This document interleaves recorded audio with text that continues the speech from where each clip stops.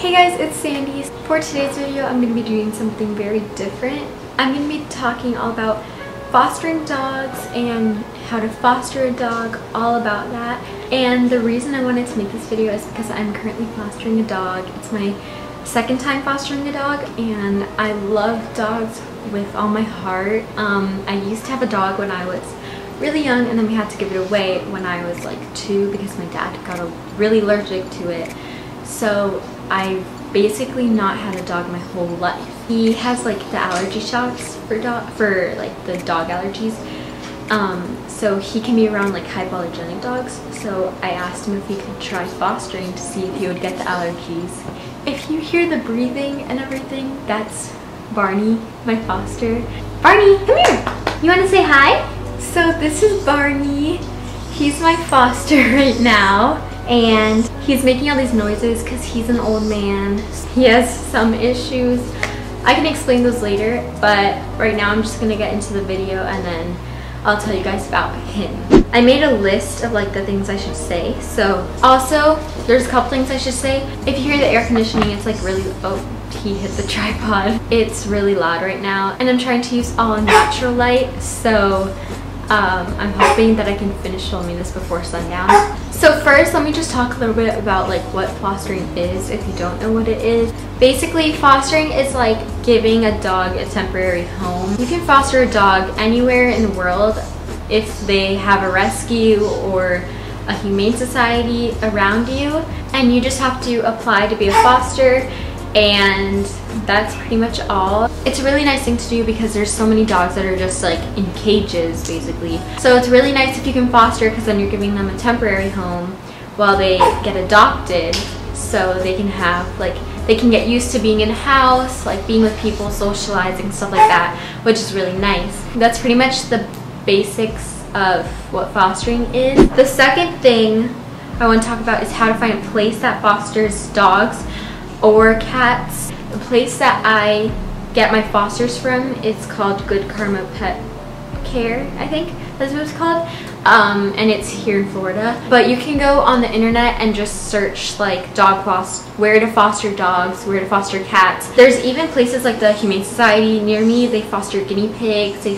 foster rabbits, like all types of animals, which is really nice if you don't have a preference. So really just go on the internet, search where to foster a dog, where to foster a cat, whatever you want, and you will find something near you, I'm sure. Now, if you're wondering about the cost, they give you everything if you need to have everything. My mom and I bought a lot of the stuff. Like we bought a bed, we bought the collar and a leash, I believe. But if you need it, they will give you everything for free. They'll give you the food, they'll give you the bed, the leash, the collar, like everything. Some dogs do need more things than other dogs. Like the dog I'm fostering right now is really old, so he's not house trained anymore, so he needs to wear pads, like belly pads, but we're running out, so we have to go buy more pads. Even like the little things like the toys and stuff like that you can all get from the rescues or wherever you're fostering your animal from. Also, for if they need to go to the vet or if they need medicine or something, I'm not sure about all rescues, but the one that I work with, they have specific vets that I can go to. If you are fostering a dog, usually there's a specific vet that you go to and they give the rescue a discount because the rescue is the one that pays for everything. You don't pay for anything when you bring the dog, the cat, any animal to the vet. If you do have to give your dog a specific medicine, that's obviously still going to be free. Like they're going to pay, the rescue or whoever is going to pay for it. Okay, the next thing is how long do you typically have a foster? You can have a foster for as little as a week, or you can have one for months and months. You really don't know. It really depends what your dog has. If your dog is old or is a dog that's sick or needs to be well taken care of, it's less likely that that dog is going to get adopted, or at least as soon as other dogs. On the other hand, I only have Barney for 2 weeks because I'm only temporarily fostering him. He already has a foster, but she went on vacation, so she needed someone to foster him while she was gone. And that's another thing that you can do. Now what the process is like to actually become a foster, you need to first fill out an application, which it's either online or in person depending on the place that you're doing it, or like the organization that you're doing it with. So I had to fill out an application online. I did it with my mom, obviously, because I'm under 18.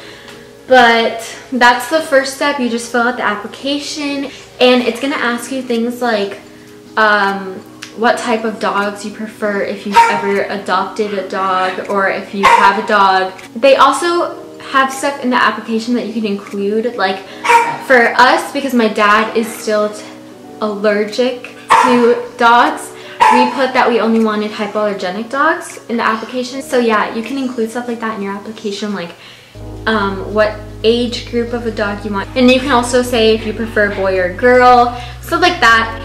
And then the next step to the process of becoming a foster is the interview and like showing where you live, your house, stuff like that. So what we did was a lady just FaceTimed us, and then she told us to like give her a tour of our house basically. We just showed her around the house and the backyard. It's really good if you have a big backyard, or at least a medium-sized one, so that your dog can run around. So then after that, it took maybe 2 days for us to get approved, and then we were allowed to foster dogs. So we got a mentor, and we started texting her, and she told us that she had a dog for us, so then we started fostering her, and that was the first time we ever fostered a dog, which was really, really fun, and I miss her a lot already. The whole process probably took us like a week, and then we were already able to become fosters. There are some things you have to be cautious about, like if you do have other dogs or if you have any other animals, just to make sure that they're good with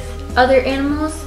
There's gonna be little descriptions about the fosters that if you want to pick a specific one, make sure that they say that they're good with animals, because you don't want to foster one that won't get along with your dogs or your cats or whatever animals you have.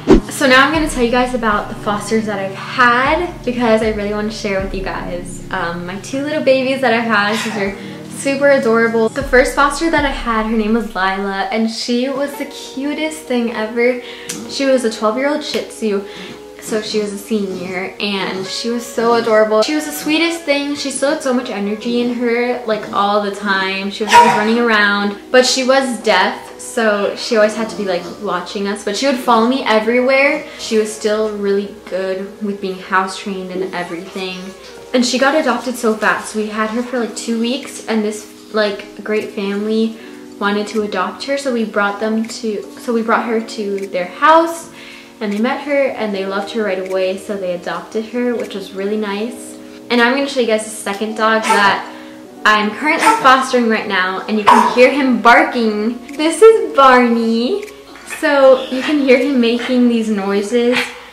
He's really old, he's 17, so he makes a bunch of old man noises. Like he's always snoring when he sleeps and walking around, basically snoring, making those noises. He is a Yorkie Maltese mix. Oh, bless you! So he's blind and pretty much deaf, so it's really hard to talk to him, but he's super adorable.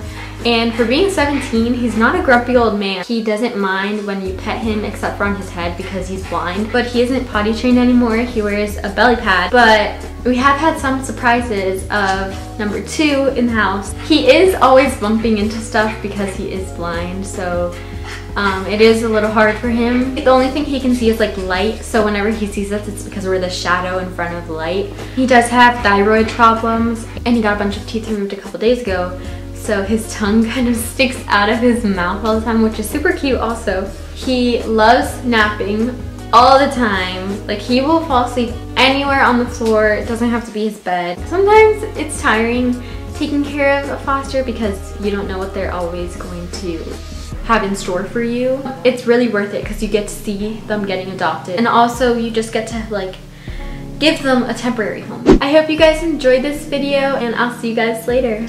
Bye! Bye bye!